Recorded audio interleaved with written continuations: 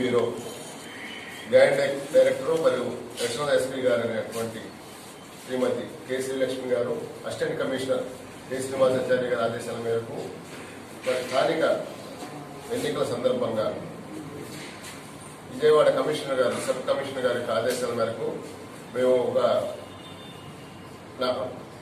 Planning ద్వారా ప్రణాళికాబద్ధంగా vehicle తనిఖీ నిమిత్తము అన్ని స్టేషన్లు అన్ని ప్రాంతాల్లో కూడా వెహికల్ తనిఖీ చేసే నిమిత్తము నిన్న సాయంత్రం 9:30 నుంచి 11:30 మధ్య టైంలో ఆయుడిపేట స్టేషన్ పరిధిలో జలీల్ మరియు వాళ్ళ సబ్ ఇన్స్పెక్టర్ శేషమ్మ వాళ్ళ సిబ్బంది వాహనాలను తనిఖీ చేస్తుండగా ఒక గోవా నుండి బొలేరో మినీ ట్రక్లో కామెల్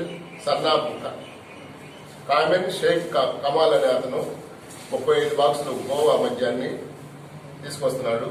దాన్ని చీరాల ప్రాంతానికి తీసుకొస్తున్నట్టు అతను అంగీకరణ. ప్రాంతంలో ఈ చేపల ఏజెంట్ అంటే ఈ ఫిషెస్ మొత్తం కూడా కలెక్ట్ చేసేసి అతను ఎక్స్పోర్ట్ చేసే అతను ఒక ఏజెంట్ ఉన్నాడు.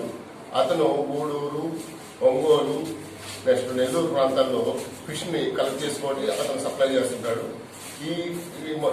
ఈ మద్యాన్ని అక్కడ చేపలు వేటకెళ్లే వాళ్ళకి సప్లై చేయని మొత్తం అని ఇతను చెప్తున్నాడు. కనుక ఇంకా మేము ఫర్దర్ ఇన్వెస్టిగేషన్ లో ఉన్నాము.